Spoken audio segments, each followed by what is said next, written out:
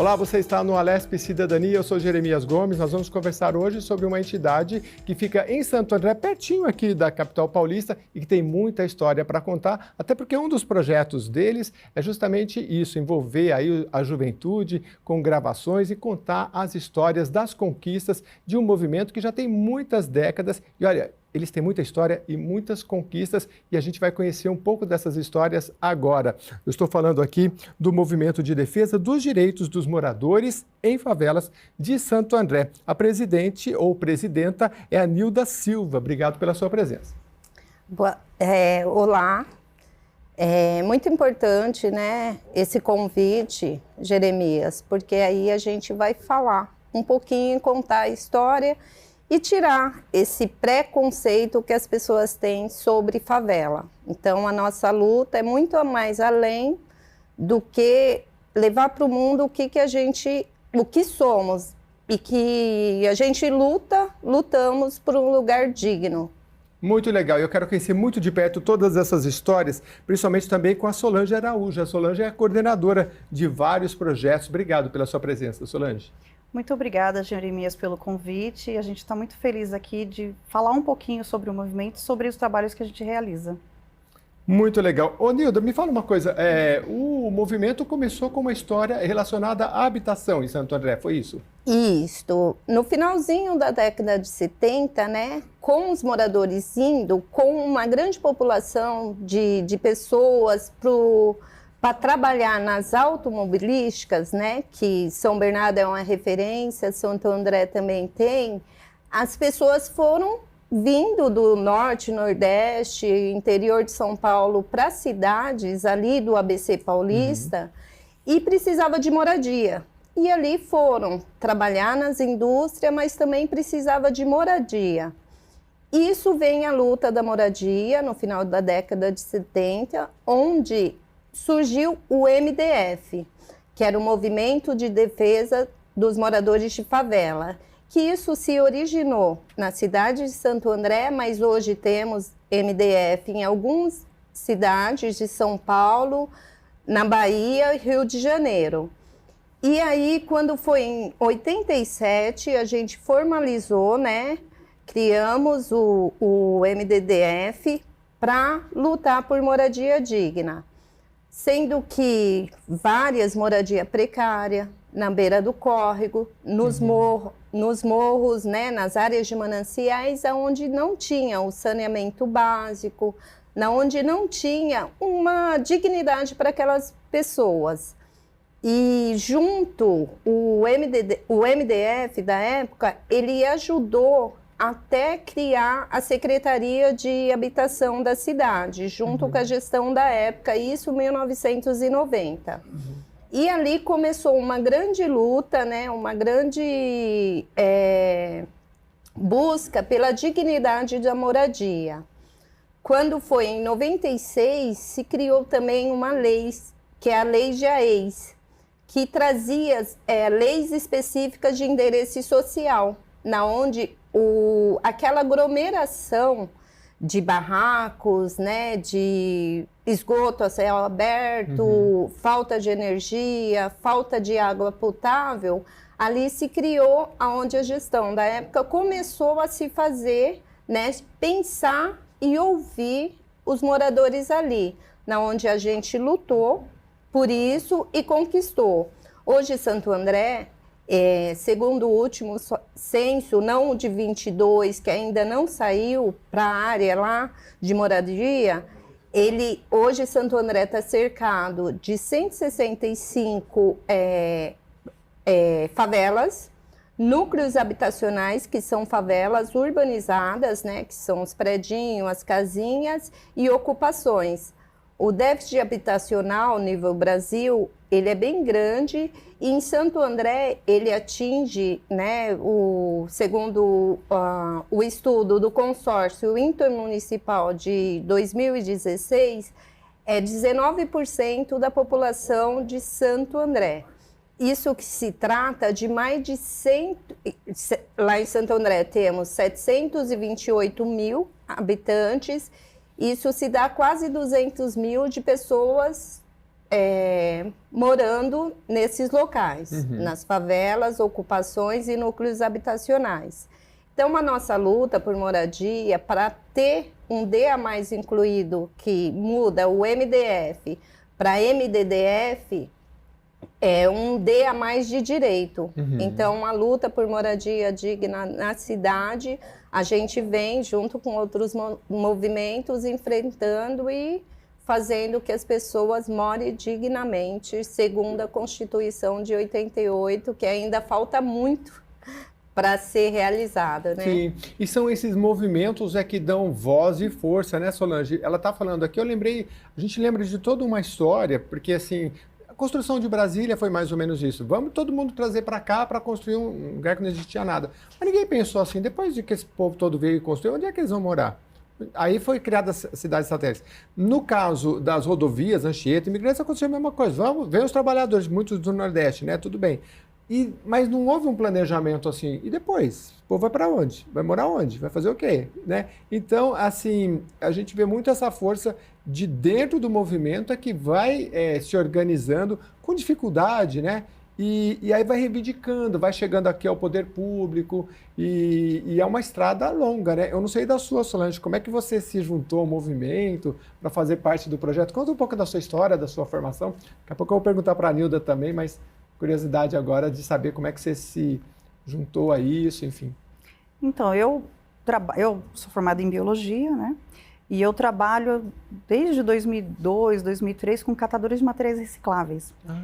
E lá em 2011, o pessoal do movimento, né, do MDDF, eles queriam fazer revitalização de ambientes, né, revitalização de locais degradados, que infelizmente ainda tem muito costume das pessoas descartarem resíduos em vários lugares, botar fogo.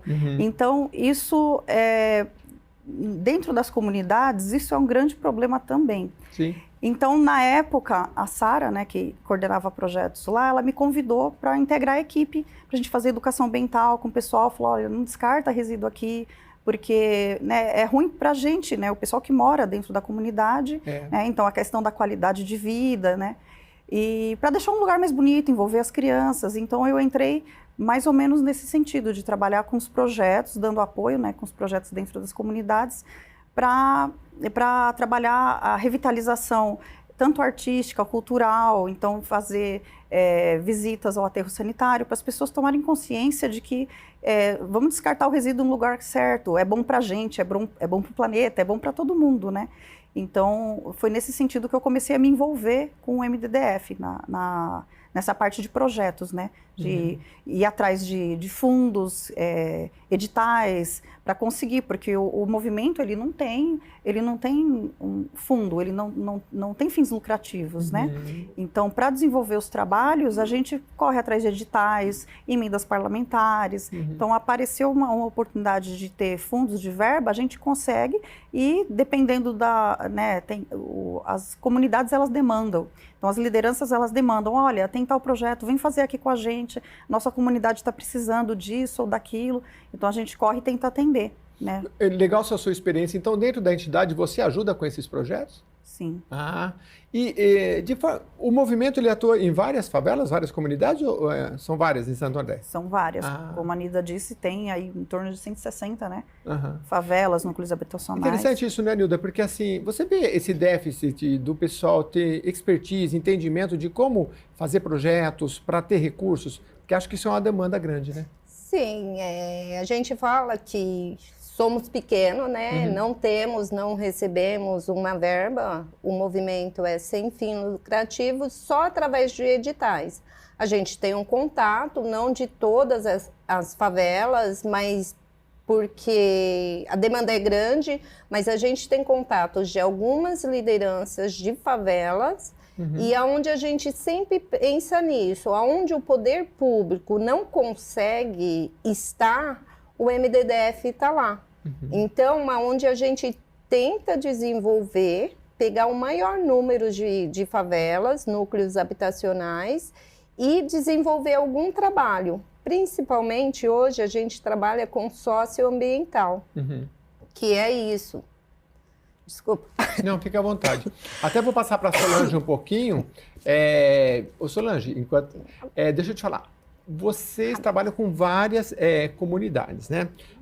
E se fosse para hierarquizar um pouco, eu vou perguntar para você e depois para a Nadir também. As demandas. Seria aqui, por exemplo, primeiro habitação, segundo educação. Como é que você priorizaria as demandas das favelas? Olha, acho que a Nilda, de repente, pode te falar um pouquinho mais, porque, em primeiro lugar, sempre vem a habitação. Né? Então, a questão da dignidade de estar morando ali. Então, porque o MDDF tinha muito o perfil de buscar, lutar pela moradia. Em vários lugares o pessoal conseguiu. Né? De fato, o pessoal conseguiu urbanizar uma favela, conseguir sair da favela, ir para um núcleo habitacional de prédios ou casinhas e tal. Mas e aí? Né? E faltam outras coisas dentro da comunidade, mesmo que ela já não esteja mais em situação de não ter uma moradia própria, né? Então, aí vem o lance da dignidade, né? Então, né, o MDDF luta, tendo esses outros projetos, para ter um aporte, assim, de ações para trazer mais bem-estar para as pessoas dentro das comunidades. Mas, Nilda, se fosse para hierarquizar as demandas dessas favelas, dessas comunidades que o movimento trabalha, você começaria por habitação? Sim. Eu acho que a moradia digna, ela vem com várias coisas que é do ser humano, para viver dignamente. Então, assim, eu tenho, né, isso comigo. Quem mora bem, come bem, trabalha bem, tem saúde e vive bem. Então, assim, a gente precisa, em primeiro lugar, ter pessoas, fazer política pública na área da habitação, que seja habitação digna para as pessoas, porque aí vai alancar um monte de coisas que é a questão social, aonde as pessoas vão viver melhor. Então, assim, tem que ter gestão para fazer as políticas públicas e levar para os moradores de favela. Hoje eu falo, eu me empoderei desse tema, mas a gente sabe que o preconceito contra os moradores dali é imenso, porque lá é marginalizado, porque não conhece, porque não sabe a realidade. Então, a gente viver na favela, a gente se empoderar da favela, a gente buscar viver dignamente, que é isso que esse D de direito a mais traz para os moradores, incluído no MDDF. Nós do MDDF, a gente está em vários conselhos da cidade de Santo André justamente para isso, para incluir, fazer parte da cidade. Então, o MDDF está presente hoje no conselho, né, que são conselhos que delibera a política pública. Estamos no Conselho de Habitação, no Conselho de Política Pública, no Conselho da EMAP, que é uma empresa que veio em 92, junto com a gestão, né, da época, para construção de moradia popular, que existe várias casas, vários prédios construído da época. Estamos no Conselho de Cultura, temos também o Conselho de Saúde, tem pessoas que estão lá representando o movimento, e nisso por quê? Porque a gente sabe, se a gente estiver envolvido na política pública da cidade, tem um olhar diferente, porque Sim. Não adianta você ter um gestor na cidade que não conhece a realidade da favela, que não conhece aquela realidade da periferia. Então, quando a gente inclui moradia digna, a gente quer também levar. Não adianta fazer uma moradia aqui para a população no fundão da cidade, onde não vai ter uma unidade de saúde, um hospital perto, uma linha de ônibus que possa levar até o centro, os EMEIs, a creche, tudo isso tem que estar. Então, o movimento, o MDDF, ele está nesses movimentos todo, inclusive para ajudar a pensar em política pública, porque quando você pega o gestor, quando você pega um técnico, quando você pega um secretário, Ele conhece a cidade, mas ele não conhece a realidade. E nós estamos lá, nesses conselhos, para justamente falar, olha, a população, a comunidade e a favela precisa disso. E aí sim, a gente ter o direito de uma cidade, de ser incluído na cidade.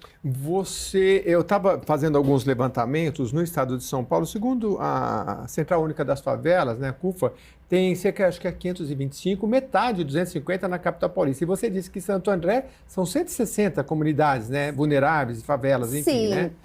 Favelas, quando a gente fala, né, favelas, núcleos habitacionais, que são as favelas urbanizadas, que tirou da beira do córrego, que tirou da encosta, que tirou da área de mananciais e ocupações. Certo. Eu pergunto porque assim, o movimento de defesa dos direitos dos moradores em favelas tem o de Santo André, mas tem outros espalhados pelo estado? Sim, a gente tem um bem pertinho, né, que é ali a divisa Santo André, Vila Prudente, que é o MDF. Então, eles também têm essa luta na habitação e tem outras em outra cidade que a gente hoje não tem mais o contato, certo. Porque quando surgiu no final da década, expandiu pelo Brasil. Tem na Bahia e tem no Rio de Janeiro. Para quem a gente faz o programa Alé Cidadania para muitas entidades, e eu queria que você replicasse um pouco para quem nos acompanha e está em alguma cidade e é de algum movimento de habitação, como é que é esse processo que você se aproximou do poder público, de vereadores, enfim, como que é esse processo para às vezes a pessoa conhecer também, porque às vezes a pessoa fica numa luta, mas se não for política, ela pouco se avança. Eu acho que você aprendeu isso na prática, né? Sim. O que você tem para dizer para um movimento que fala, olha, procura, se envolva, como é que faz para ir no conselho, né? Acho que era legal. Isso, assim, são tudo através, né, acompanhamento no Diário Oficial. Eu acho que hoje o MDDF, a gente, por estar consolidado muito tempo na cidade, a gente é chamado, até mesmo não querendo participar. Olha, o MDDF tem que estar lá. Porque precisa, porque são tirados por categoria. Certo. Tipo, no Conselho Municipal de Políticas Urbanas, a gente entra enquanto associação de movimento de moradia. No Comugesan, que é o Conselho de Meio Ambiente, também tem várias categorias nas políticas públicas, nesses conselhos, onde a gente se enquadra. Então, para os outros movimentos que estão... tanto aqui, né, na cidade de São Paulo, interior, em todos os lugares, porque além de ter esses conselhos, isso faz parte da gestão de todas as cidades, que tem uma lei que precisa dessas pessoas para estar ajudando a construir política pública. E quando a gente se afasta disso, a gestão faz o que quer. Porque assim... Às vezes até por falta de conhecimento, porque vocês sabem a realidade. Sim, né? Por falta de conhecimento ou porque tem cidade, eu fico pensando, em Santo André, com tanto, né, com tanto participação popular, não só do MDDF, mas de outros movimentos. Mas assim, às vezes a gente é engolida se a gente não tiver a consciência do que estamos fazendo lá, do que é e do que é aplicar a política pública, aplicar o dinheiro público que vem destinado, né, para a saúde, para a habitação, para o meio ambiente. Se a gente não estiver junto, se a gente não estiver participando, talvez ali nem se faça valer. E tanto de tem que coisa... estar presente e é um direito, né? Estar em todos esses ambientes, né? Eu queria passar para a Solange. Solange, fica à vontade, porque você tem muitos projetos. No segundo bloco a gente vai falar bastante, quero que você fale sobre eles. Mas a minha curiosidade é assim, de tudo que a presidenta falou, em relação a passar isso para as outras gerações, porque vocês têm um trabalho muito interessante, porque foram muitas conquistas já de décadas. Então, quem está novo e está na comunidade, eu queria que você falasse da importância de saber do legado que os seus pais, seus avós conseguiram para conseguir habitação, sei lá, para conseguir um asfalto, para conseguir alguma melhoria na educação, enfim. Vocês têm projetos relacionados a, por exemplo, a garotada gravar tudo. Tem um dos projetos que depois vai publicar um livro, enfim. Queria que você falasse um pouco de passar esse conhecimento para as gerações, até para que eles também continuem reivindicando os seus direitos.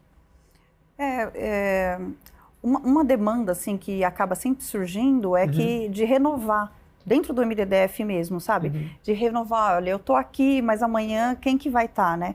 Então, o MDDF vem já há alguns anos, né, procurando fazer atividades, ações para trazer os jovens. Então, o que os jovens gostam muito? Audiovisual. Então, né, teve um projeto que chama Favela na Tela. Então, foi um projeto incrível, assim, que convidou jovens da cidade inteira, moradores de núcleos habitacionais de favela. Então, o pessoal retratar a realidade deles. Tem outros projetos que a gente já fez alguns e sempre tenta envolver o resgate da história daquela comunidade para mostrar para o pessoal, para publicar, para fazer vídeo, né, para eles conhecerem, ó, a gente está nesse patamar hoje, mas já foi de outra forma. Então a gente sempre precisa sempre passar isso, né? Atualmente a gente tem projetos de resgate de história, né, da história oral, da memória da comunidade, olha, a gente está aqui hoje, mas a luta vem de longe, a luta é árdua. Então, vocês precisam tomar consciência do que tem hoje para pensar no futuro, para o que a gente quer da comunidade, né? Então, inclusive em torno do próprio nome, favela, né? Então, tem-se muito preconceito com esse nome. Hoje em dia já está diferente, o pessoal já vem fazendo um resgate do nome, né? Por que não, né? Por que não a gente... Eu acho interessante, eu sempre falo favela porque assim o pessoal fala comunidade, né? Mas a impressão que dá é que você mudou o nome e resolveu pelo nome, né? Eu gosto de remeter a favela porque favela as pessoas ouvem e sabem o que é, né? Senão vai a comunidade, né? Então, e aí? Parece que comunidade depois não tem falta de estrutura, não tem mais nada, né? Então favela já remete bem ao nosso imaginário. Às vezes é uma forma de mascarar, né? A Nilda pode falar um pouco mais né, de propriedade sobre isso. Ela é moradora, né, de uma favela. Então, mas a gente vem trabalhando isso, né, nos últimos anos, né? Principalmente na época da pandemia, que não dava para fazer muita atividade presencial, a gente teve vários projetos online, virtual, o pessoal fazia as coisas com a câmera de casa. Então, a gente conseguiu fazer um trabalho bem bacana e aí a gente, cultura, né? Então, uma das demandas que o pessoal sempre demanda é que precisa, né, valorizar o que tem dentro da comunidade e levar mais cultura para dentro da comunidade, porque a comunidade faz cultura, né? Ela é riquíssima, inclusive, em fazer cultura. Então, dentro desses projetos de audiovisual, que o pessoal cata a câmera, né, simples mesmo, de uma forma simples, para registrar a realidade deles e mostrar, né? Aqui a gente é... Esse que você está falando é o TV Web das Favelas? Também. Esse é um projeto... Já terminou ou está em andamento? Então, já teve... recente, acabou agora em fevereiro. Já foi a segunda edição, né? TV Web das Favelas, que é de uma verba de emenda parlamentar, né? Deputado... No caso federal, né? Federal, né? Pode falar, não tem problema. Né? Deputado Paulo Teixeira. E é um projeto muito bacana, porque eles registram, né? Dentro de cada... São narrativas, né? Registram a realidade das comunidades. Então, as comunidades, várias comunidades até hoje, né, tiveram a oportunidade de ter a história da sua comunidade registrada ali, da sua luta registrada dentro de um vídeo. Então, lá no YouTube lá do MDDF, tem lá o registro e tem o canal TV Web das Favelas. Então, a gente conseguiu fazer, vem fazendo, né, porque se espera que dê continuidade, um trabalho bem bacana de registrar a história de várias comunidades diferentes. Que legal. A gente está vendo uma foto ali, ó, a gente já vai para o segundo bloco, mas essa daí, onde que é? Alguém que sabe? É ali na proximidade, não? Essa é a foto no aterro sanitário, né? Ah, entendeu, pessoal? Porque dentro, né, que nem eu comentei, na questão de recuperar espaços degradados e conscientizar a população de que ela tem que descartar o resíduo, Santo André é uma cidade que tem um aterro sanitário municipal, não é, o resíduo dela não viaja para outra cidade. E esse aterro um dia vai ter um fim. Sim. Né?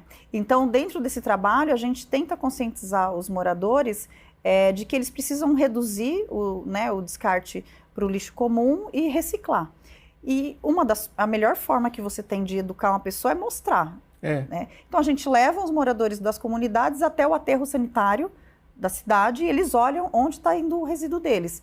Ó, aqui está indo o resíduo para ser aterrado, tá vendo aquela PET que você não separa? Vai para debaixo da terra. Né? Agora, do lado, tem uma cooperativa de catadores de materiais recicláveis. Se você separa aqui, ó, gera renda para essas famílias. Então, isso daí é uma aula assim que eles não esquecem. Que legal, que legal. Não, muito bacana essa questão ambiental. A gente vai para um rápido intervalo, volta já já, mas só para fazer um adendo, se você colocar nas classes sociais, as que mais poluem são as mais abastadas, né? Porque quem está ali, às vezes, está atrás do arroz e feijão, às vezes nem tem muito pet para gastar e tanta sujeira para fazer. A gente sabe disso. E os países mais ricos também são os que mais poluem, né? Mas esse trabalho de conscientização em todas as áreas é muito bacana. Vocês estão muito de parabéns e eu acho que você é uma bióloga que fala a linguagem das pessoas, porque geralmente o biólogo tem uma linguagem difícil, né? A gente não entende muito. Você consegue traduzir isso para as pessoas, né? Porque você está trabalhando com um pessoal simples. Você tem que falar as coisas de uma forma simples. Não adianta eu chegar lá com uma fala rebuscada e o pessoal vai falar, e aí? Entendi. E você leva o pessoal lá no local para entender, e é muito legal, muito bacana. A gente vai para um rápido intervalo, depois eu vou voltar com os nossos convidados, as nossas convidadas, para entender mais sobre esse movimento que é realizado lá em Santo André, mas está espalhado no estado todo, tem até na Bahia, e a gente vai aprendendo, porque de repente você tem uma entidade também, aprenda com eles, porque eles já têm décadas de experiência, estão conseguindo resultado e estão conseguindo passar isso para as novas gerações. Isso é muito importante. A gente volta já já.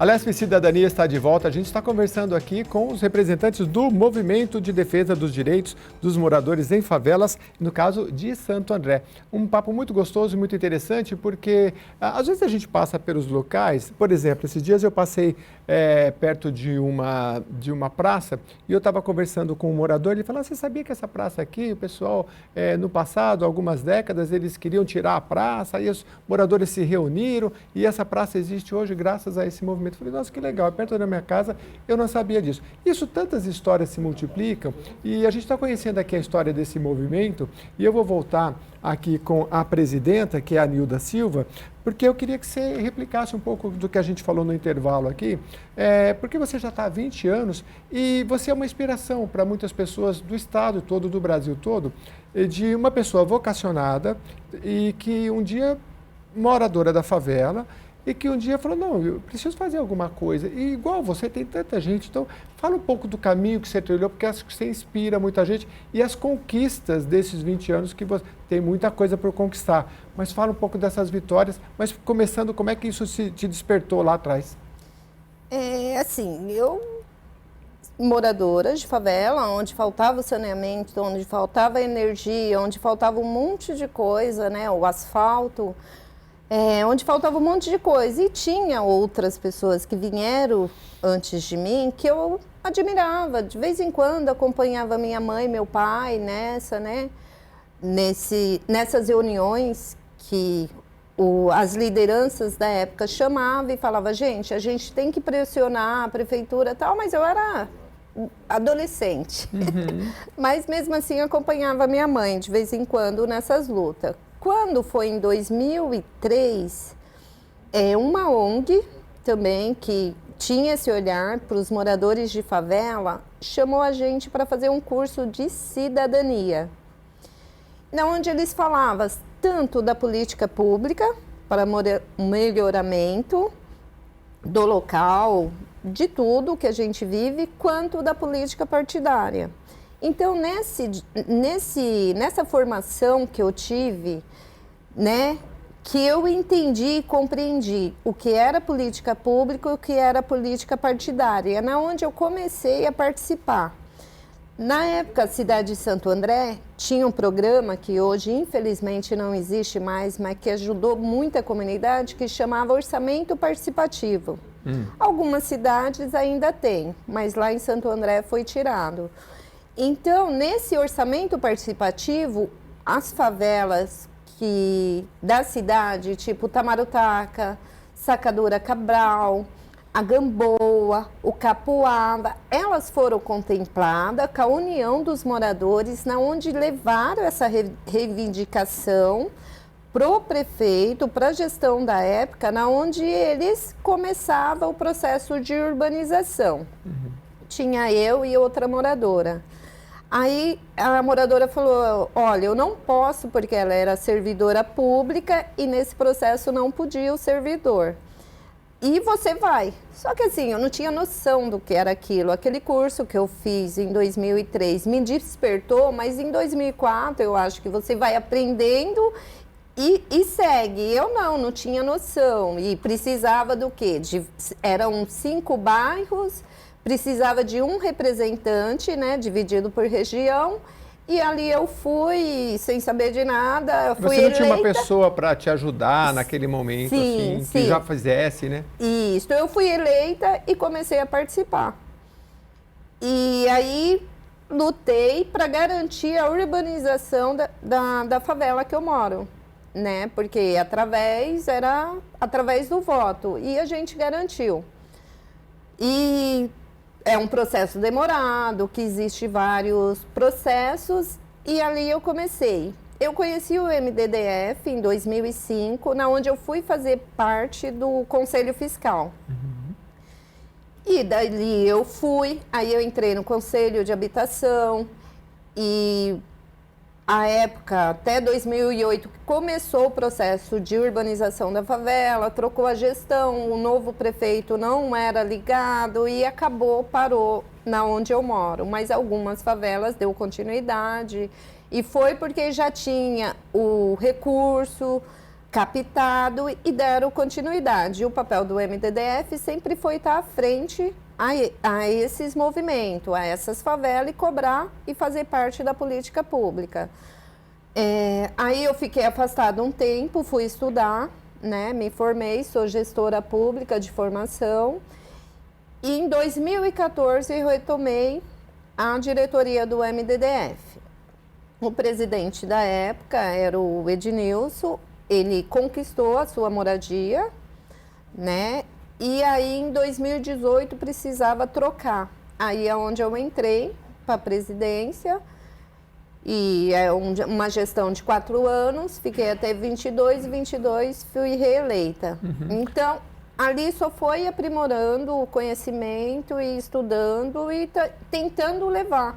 E buscar as coisas para as comunidades, né? Tanto na representação dos moradores de favela, como em questão das políticas públicas de fazer parte da cidade. E como é que é esse processo interno de renovação, de construção de novas lideranças? Eu acho que são esses cursos, através de editais, através do recurso, a formação, né? Porque agora a minha gestão acaba agora em 26. E a gente, né, através desse novo recurso que vem, a gente vai conseguir formar lideranças. Para quê? Eu vou continuar contribuindo com o MDDF, mas precisa de um novo presidente. Mas você está dizendo que para fazer esses cursos precisa de um edital, precisa de recursos para fazer as formações, dar o curso para a comunidade. Isso, porque o MDDF é sem fim lucrativo, né? A gente capta recurso através de editais, através de emenda. Eu acho que a gente está aqui na Casa do Povo, né? Na LESP. É muito interessante se algum deputado, né, pudesse conhecer a história do MDDF, pudesse conhecer, conversar com a gente através da verba parlamentar, para a gente dar continuidade, tanto na formação de novas lideranças, quanto na formação para a conquista como que fala? Para formação e tanto para preservar o meio ambiente, porque o papel do MDDF hoje não é mais como era na década de 90, que era ocupar. Hoje a gente tenta urbanizar o local e reformar aonde o poder público não chega, trabalhar com a questão socioambiental, que é isso que a gente faz nos nossos projetos. Então, pegar o povo que está ali, levar para o aterro sanitário, como a Sol falou, isso para nós é uma conquista, porque a gente vê as pessoas assustadas. Nossa, mas tem gente que vive disso, mas tem gente que vou começar a reciclar. Porque, assim, principalmente nas favelas, a gente sabe quem mais recicla são os catadores. Sim. Então, assim, eles começam a ter uma visão. Onde o poder público não entra? A gente sabe que a questão do lixo, que a falta de educação está aí na mídia direto, a falta de consciência das pessoas, pegar aquele entulho e jogar ali. Mas ali é a nossa passagem, é ali onde eu passo, é ali onde eu vivo. Então, assim, a gente sempre tenta, através desses editais, através de emenda parlamentar, levar para as pessoas para revitalizar, para tornar o lugar feio, né? O lugar onde não tem a mão do poder público, até tem, mas ele não tem esse diálogo com a população local, a gente tentar fazer uma forma bonita. Tentar isso tudo com a participação dos próprios moradores locais. É um grande desafio, né? Porque, lógico, se você mora numa comunidade que às vezes nem as ruas não são traçadas. Então a rua ela começa larga, depois ela se afina, tem lugar que nem passa o carro, enfim, né? O caminhão do lixo não passava. Então tem toda uma cultura, você vai revertendo, vai educando, vai falando. E depois de instalado, é tudo mais difícil, né? A gente falava esses dias aqui do plantio de árvore, né? Se você tem um local que, inclusive tem estudos que mostram que locais que têm menos árvores são mais pobres, empobrecidos, locais que têm mais árvores geralmente são regiões mais nobres, né? E você plantar árvore nessas comunidades é difícil, porque às vezes as ruas não tem nem calçada, então como é que você vai enfiar uma árvore num lugar que mal tem a rua? Mas são desafios que tem que ser enfrentados, né? Eu queria passar aqui para a Solange, porque eu quase não deixei ela falar aqui, mas eu vou deixar ela falar bastante. Quero que você fale dos projetos. E tem um muito bacana aqui que a Nilda citou, que é deixa eu ver o nome da comunidade aqui, Projeto Tamarutaca. Fala um pouco dele. Essa é uma comunidade de quantos habitantes, mais ou menos? Só para a gente ter uma noção. É difícil saber assim de cabeça, né? 1.200. Nossa, grande, né? Grande. E antes de passar para Solange, é uma comunidade que é referência na cidade, que é uma das maiores. Certo. Então, assim, para nós também é um desafio passar a história da Tamarutaca, uma das mais antigas das cidades e a mais populosa, para um livro. Que então, legal. Tem que ter essa cooperação, esse conhecimento dos moradores para a gente contar a história. Solange, é história oral? Conta como é que é isso. Isso. Na verdade, assim, na Tamarutaca, esse trabalho já vem sendo desenvolvido há algum tempo, né? A gente tem a pesquisadora Helena Rezende, tem o Ednilson, né, que também já coordenou um projeto. Então, vem sendo levantada essa história porque é uma comunidade antiga, né? Ela tem uma história linda de luta dos moradores, das moradoras, tem mulheres, né, que hoje em dia já estão idosas, para urbanizar. Recentemente, eles conseguiram o documento, né, Título de posse. O título de posse das suas moradias. Então, esse projeto Tamarutaca é história e memória de sua gente, porque tudo que a gente está sendo levantado foi contado pelos moradores desde quando lá era uma chácara, né, da história das primeiras ocupações, do que tinha, as curiosidades, a primeira casa lá, que tinha lá na chácara, ela está lá até hoje no meio, na praça lá, né?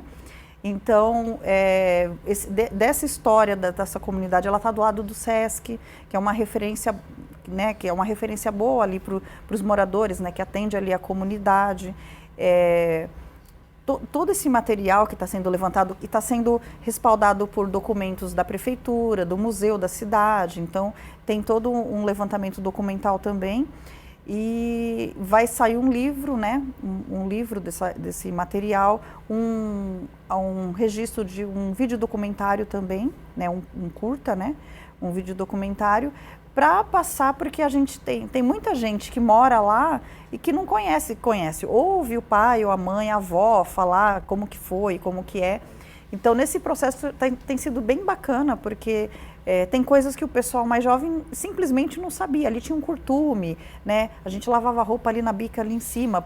O nome Tamarutaca, por que tem esse nome? Então, vão surgindo assim, algumas curiosidades, como que foi a luta.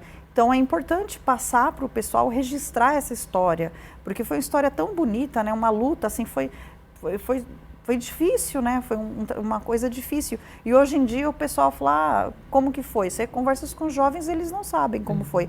É uma história da avó, do tio, né, que vai contando.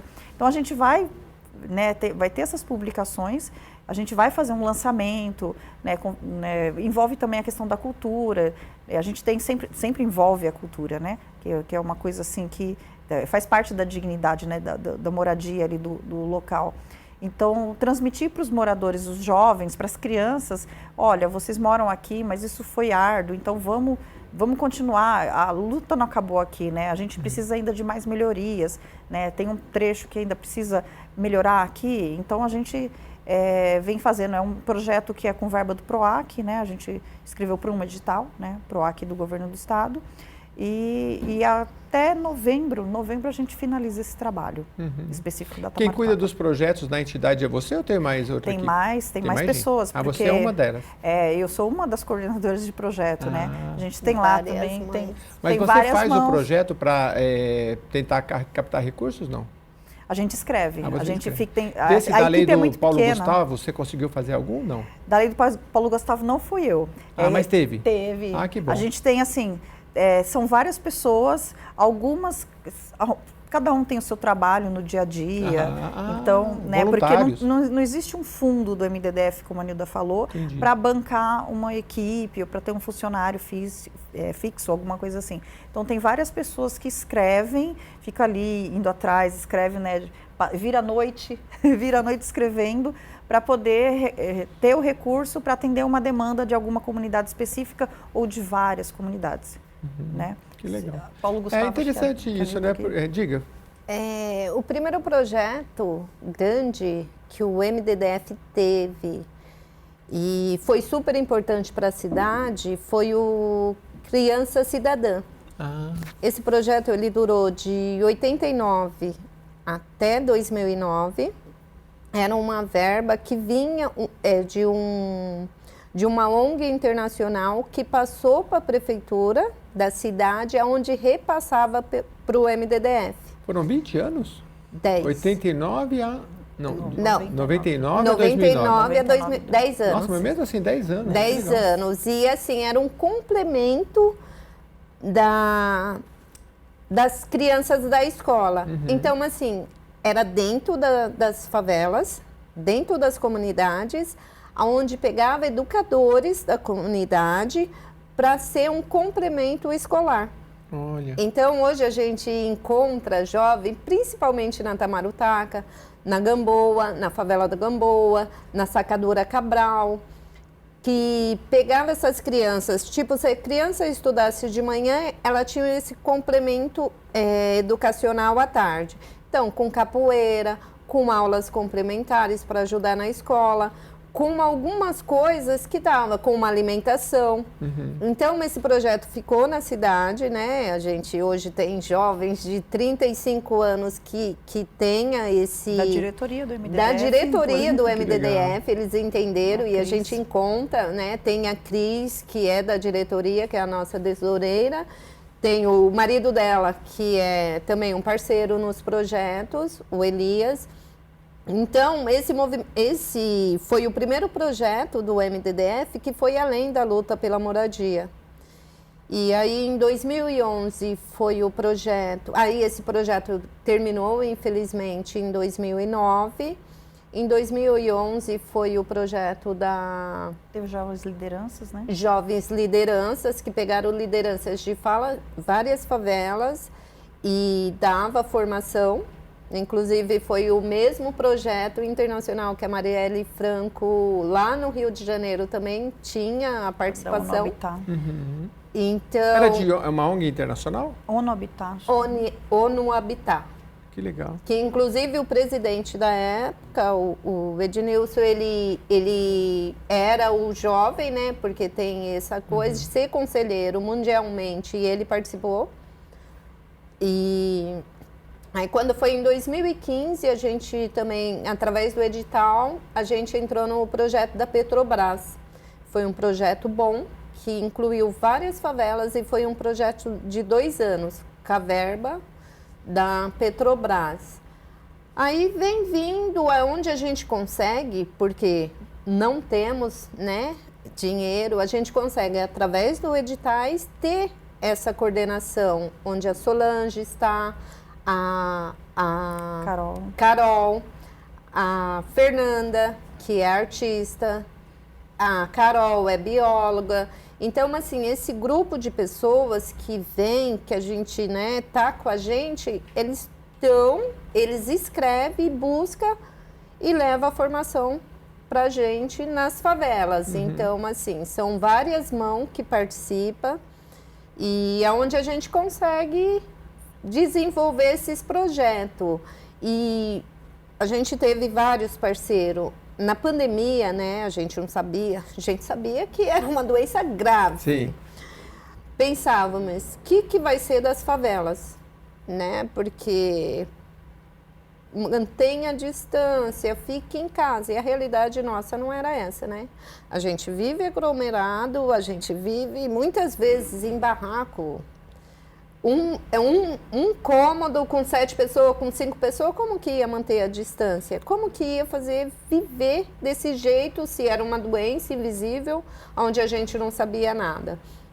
E através dali foi criado o Comitê das Comunidades, junto o coordenador, né, da época, um dos coordenadores, que é o Ednilson, falou: Nilda, a gente precisa criar um comitê com várias comunidades para denunciar, porque não tinha água, porque as pessoas perderam o emprego, e como ia fazer, e como a gestão ia ajudar, e como que a gente ia. Foi criado o Comitê das Comunidades, totalmente online, né? Um grupo de WhatsApp totalmente online, onde a gente descobriu como era fazer o online, como a gente conseguiu, através, primeiro feito da gente, que foi muito importante, foi passar num edital emergencial, isso em abril de 2020, emergencial da Fundação Banco do Brasil, onde era um edital de 100 mil, que conseguimos ajudar mais de 3 mil pessoas através da cesta básica. Então, a gente tinha o Comitê das Comunidades, totalmente, ainda mantemos até hoje, totalmente virtual, com mais de 70 comunidades, onde a gente conseguia ter o desenho das comunidades e fornecer a cesta básica, né, um pouquinho. Porque quem sofreu mais foi o povo periférico, foi Sim. o povo favelado, onde a maioria é diarista, é pedreiro, é trabalhar por conta. E como eles iam ficar em casa? Então, assim, a gente teve esse feito e dali a gente veio. Outra parceira nossa, que foi super importante para comunicação, foi a Fiocruz, que a gente também passou naquela época em 2 editais, onde dava o boletim informativo, onde trazia médico, onde trazia enfermeiro, tudo virtualmente para falar com as comunidades.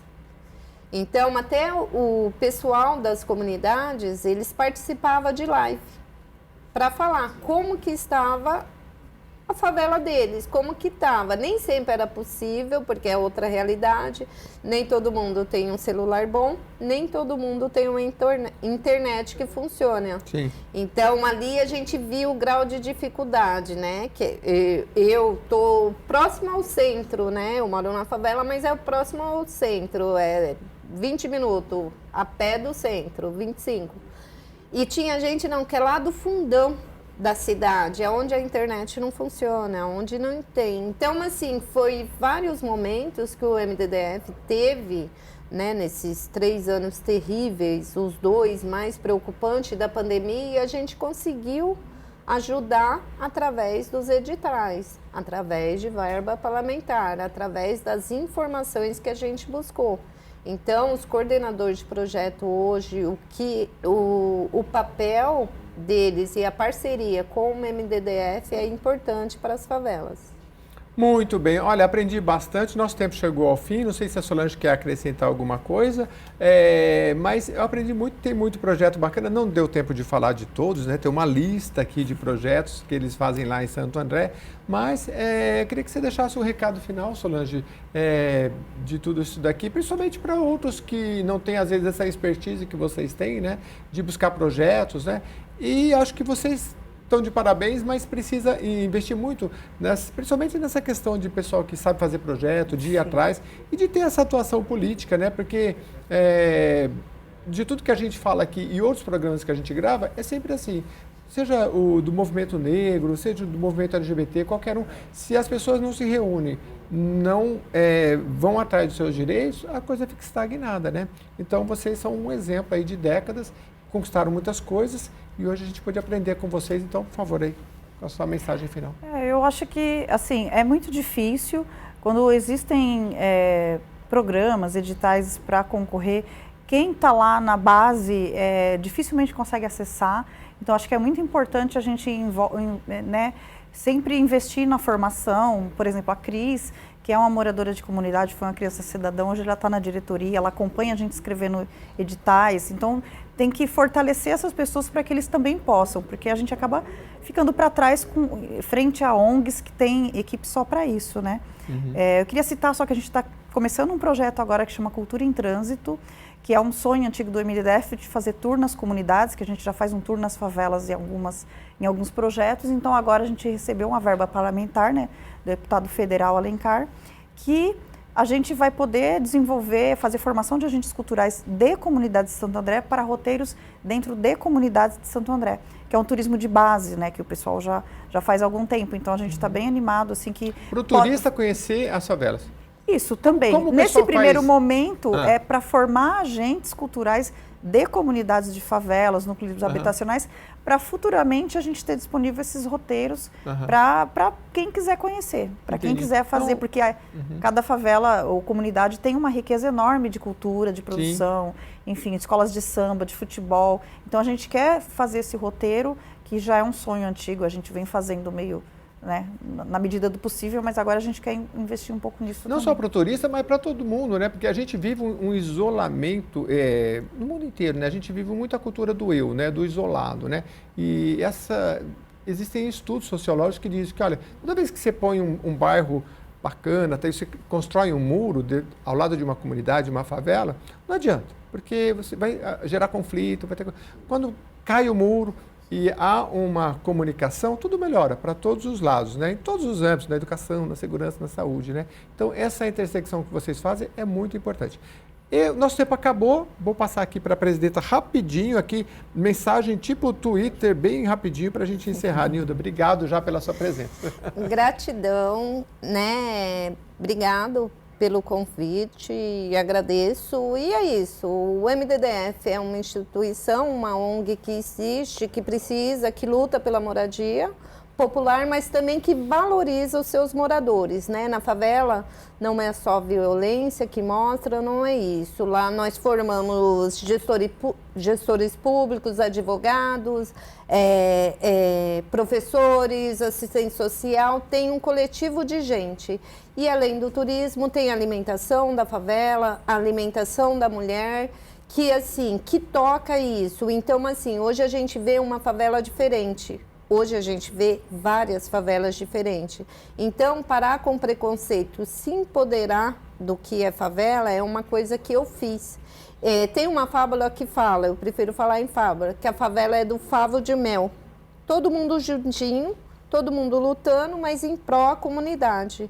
Então, assim, comunidade é o quê? É o bem comum. É você respeitar, é você se dar bem com os outros seres ali, para fazer aquilo um local bonito, um local digno. Então, para mim, a mensagem que eu deixo é se empoderar, é conhecer a favela, as favelas, e ver que ali existem seres humanos que precisam de política pública para viver dignamente. Por isso que o MDDF, esse D é mais, é de direito, de dignidade. A MDDF e o D é mais de direito. Bom, rapidinho, vocês têm um Instagram, alguma rede social? Temos. Como é que acha vocês? @MDDF Santo André. @MDDF, D de dado. Olha, vamos falar direitinho. D de direitos e... Defesa dos direitos. Defesa dos direitos. Então, MDDF Santo André. Põe aí no Instagram, nas redes sociais e faz uma visitinha. E esse programa vai ficar no YouTube, você publica lá também e ajuda, tá bom? Muito obrigado pela sua companhia, pela sua audiência e mande aqui as suas sugestões que a gente vai trazendo na Leste Cidadania. Até a próxima edição.